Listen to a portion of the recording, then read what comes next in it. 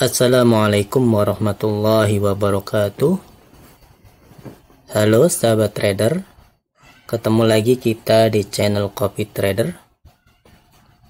Pada kesempatan kali ini saya akan menjelaskan tentang bagaimana perbedaan antara interbank trader atau pedagang besar dan retail trader berdasarkan konsep ICT.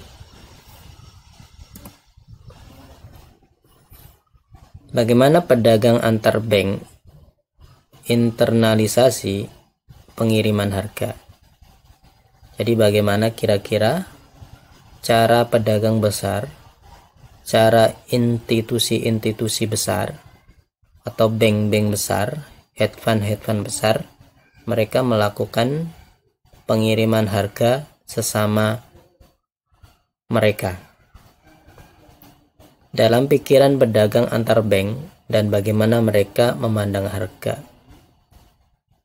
Karena tentu mereka hedge fund, institusi besar atau smart money, mereka melakukan perdagangan bukan menggunakan cara-cara dari retail trader berdagang.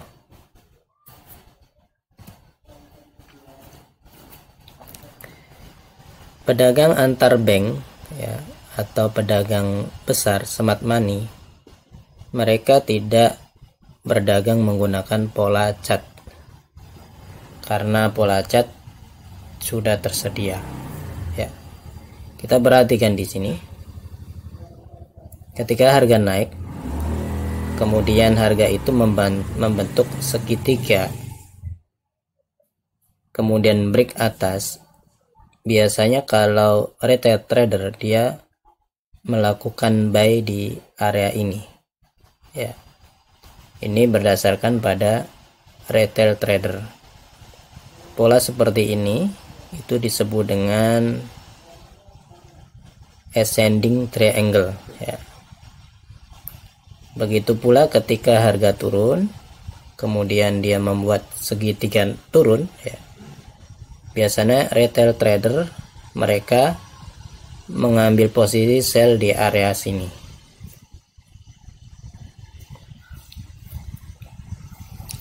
Selanjutnya, pedagang besar atau pedagang antar bank tidak berdagang dengan menggunakan indikator momentum atau sinyal indikator. Seperti bisa stokastik, RSI dan lain sebagainya. Misalnya seperti ini, ketika break dia buy, ketika break area ini dia sell, ketika break area ini dia buy, ketika break area ini dia sell, ketika break dia naik sell lagi. Jadi smart money atau pedagang besar mereka tidak berdagang menggunakan indikator momentum atau sinyal-sinyal indikator yang lainnya.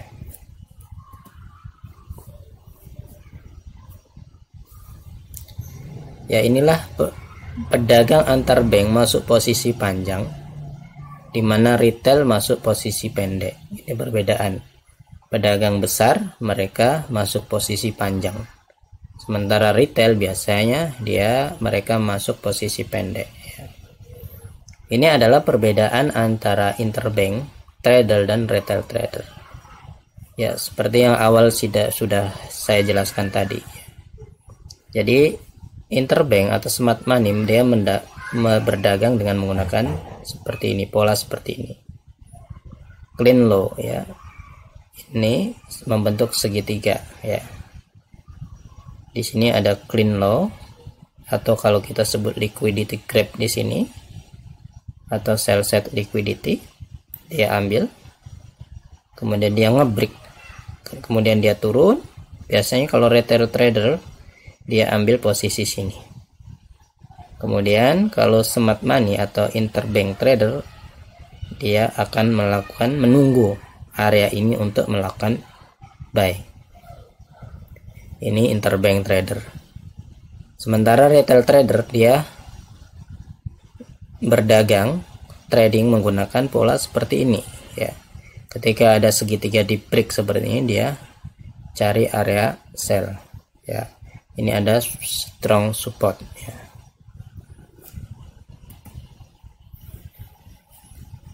Ya, begitu pula ketika interbank trader atau smart money, dia akan berdagang dengan menunggu area ini di break ya. Kalau ini market structure shift, kemudian dia akan entry pada fair value gap di area ini. Ini adalah smart money. Sementara kalau retail trader, dia akan menunggu break area ini, kemudian dia akan buy pada strong resistance di area ini, atau ini adalah flip ya. Ini adalah perbedaan antara interbank trader atau smart money dan retail trader berdasarkan konsep ICT. Pedagang antar bank mengantisipasi harga untuk mencari likuiditas yang berlawanan. Jadi berdasarkan konsep smart money ya, yang mengambil konsep dari pedagang antar bank, pedagang besar, institusi besar, hedge fund besar, dia berdagang itu mencari likuiditas, mencari antisipasi dari likuiditas yang berlawanan ya, likuiditas yang berlawanan. Bukan ketika break baru dia melakukan posisi. Dia mencari market structure shift ya. Ini cara berdagang antar bank atau cara berdagang smart money atau institusi ya. Kita perhatikan di sini ada sell set liquidity ya. Sell set liquidity ini diambil, kemudian di break, dia membuat market structure shift ya. Kemudian dia entry di area fair value gap ya. Ini konsep dari ICT ya. Bukan berarti smart money dia berdagang menggunakan konsep ICT, tapi mereka berdagang dengan kebiasaan mereka itu polanya seperti ini ya. Kemudian dia TP-nya ya, targetnya adalah di buy set liquidity yang ada di atas. Ini ketika buy. Begitu pula sebaliknya ketika sell. Ketika sell, di sini ada buy set liquidity, dia menunggu, bukan melakukan break ya, bukan melakukan buy di area sini, tapi dia menunggu sell dengan seperti ini. Harus di break, ini ada market structure shift. Kemudian dia menunggu fair value gap, order block atau OTE. Namun ini adalah konsep ICT.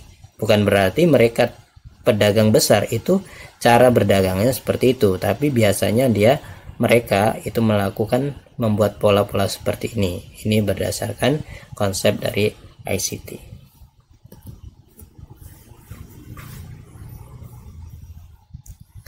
Pedagang antar bank beroperasi dalam waktu sehari ya, ketika terlibat dengan harga.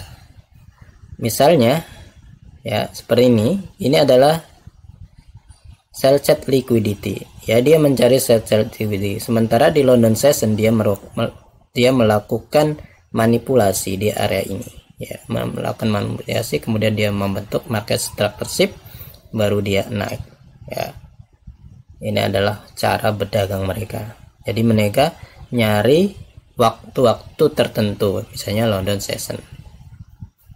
Begitu pula ketika AM session ya, New York session misalnya, dia juga menunggu area ini di break. Ini ada buy set liquidity, kemudian dia membuat manipulasi, mengebreak, membuat market structure shift, kemudian entry di area sini ya. Dia menunggu order block, fair value gap atau breaker block ya. Kemudian target adalah ini ya. Ini cara berdagang mereka. Ya, kita lihat contohnya. Ini ada liquidity. Ya. Ini adalah liquidity pool atau sell set liquidity. Dan ini ada premium, ini ada diskon. Kalau kita ini clean hex ya. Jadi liquidity pool di sini.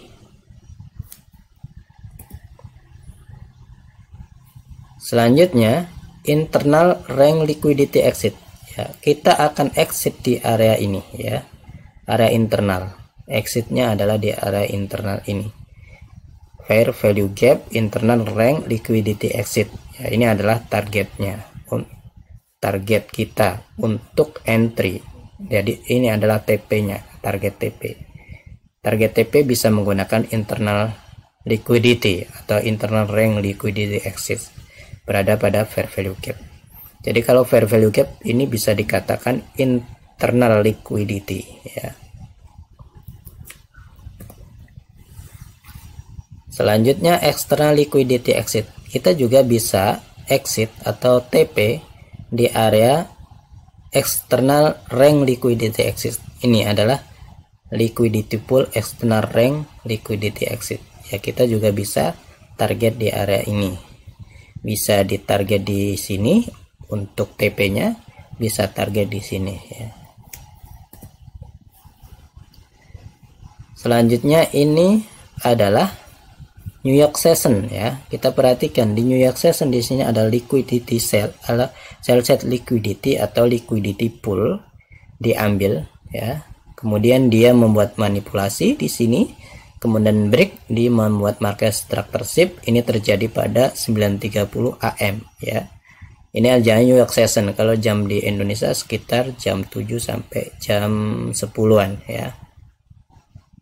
Dan target adalah bisa internal liquidity atau external liquidity ya.